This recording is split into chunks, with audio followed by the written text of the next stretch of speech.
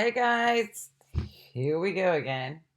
So, photography is not limited to just that now. There's video and film. Our big vocabulary word for this one is dodging and burning, a darkroom technique to control shadow and light. Dodging and burning, controlling shadow and light. So I know we're all banned from doing anything, but if you get to walk outside and walk under a tree, notice how the shadow and light dapple across you as you do. Ansel Adams was great at manipulating in the darkroom, but also of giving us photos of places that many people had not been able to travel to or ever will. And just, I mean, I don't think that you can get a bad picture of nature, but so Earthrise, 1969. This was the first time we as humans could see the planet Earth in its entirety. This started Earth Day the next year. So this year, Earth Day, April 22nd, will be the 50th anniversary of Earth Day. And it made us finally realize, hey, we're all in this thing together. So, not a doubt, maybe y'all will go to the moon, but I doubt many of us will never get to go to the moon and see the Earth in its entirety. Maybe. So, this was some of the first attempts at what became photography. There was Talbot in England, and there was Daguerre in France. This was more of art instead of documentation as photography, and the same with this for Talbot,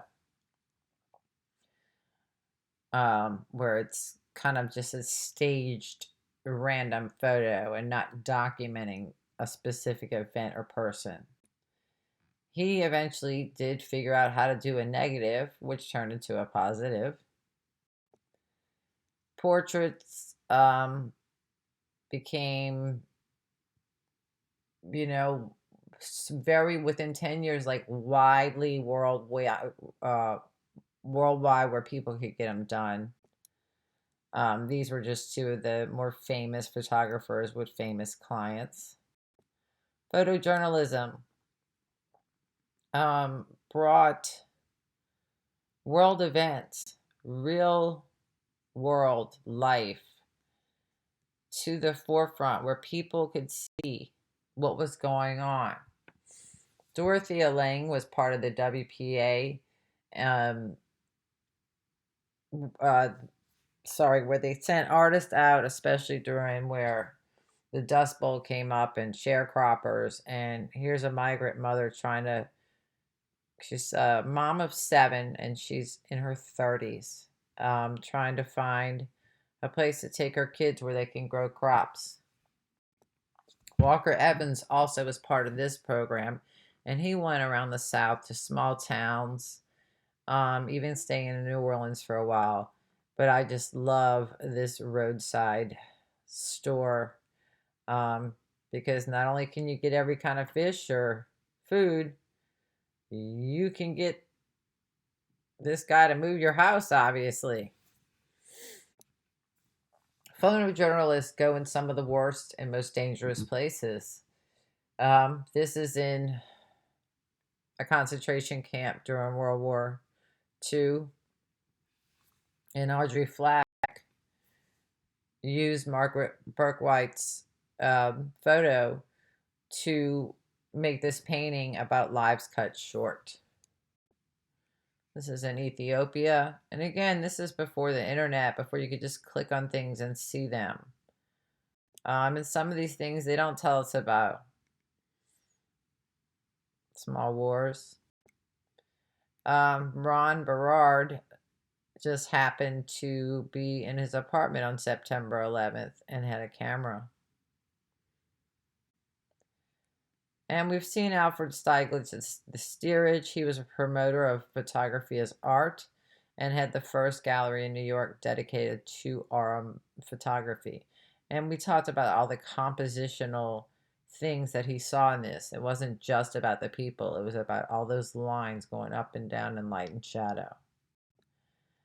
Henri Cartier-Bresson, whatever, I can't speak French, he always called it his decisive moment. And as these two women in Greece were walking, dressed all in black, and above them were these two white statues, that was his decisive moment. These are not real cats. Don't freak out.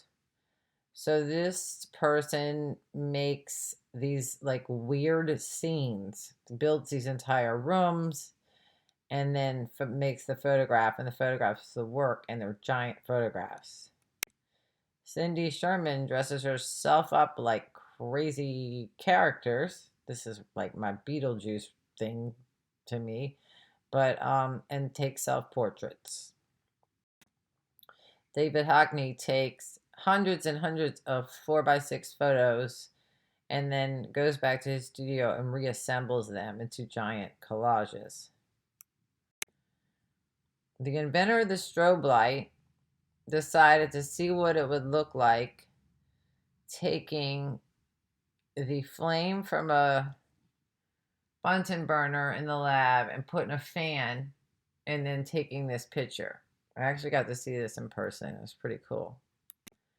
Weston's knees, he always would take like vegetables or whatever and just make these really weird kind of abstract shifts. So here we go. Dodging and Burning, Ansel Adams' Moonrise. So in the dark room, he made the city lighter and the sky darker by dodging and burning and manipulating it. Here's one of those decisive moments of that, you know, that orange and that blue, the complementary color, but that one little lightning strike on the right-hand side is just this absolutely fantastic bit that he had no control over. These are all encompassing, huge. You can't even look at it the whole, like all at once. So this is the 99-cent store, but all of his pieces are huge.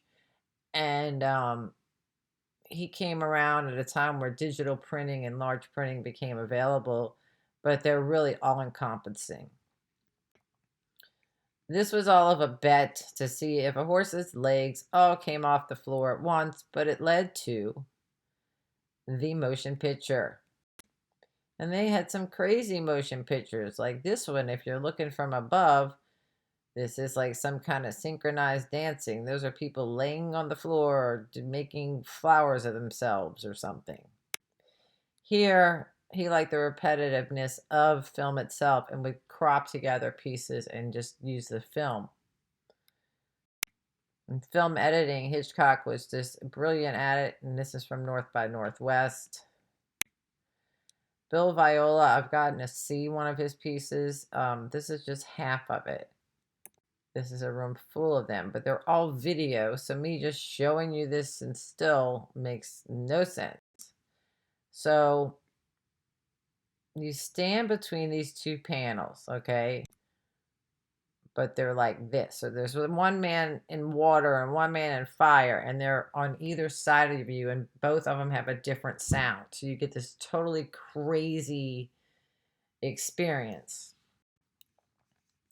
Nampak has been using little televisions for a very long time, since the 60s. Trisha Brown made a walking on the wall video.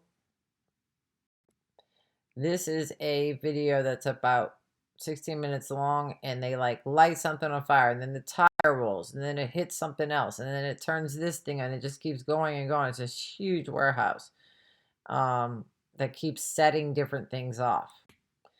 These are stills from Nishat's passage of a burial ceremony. It's an 11-minute video.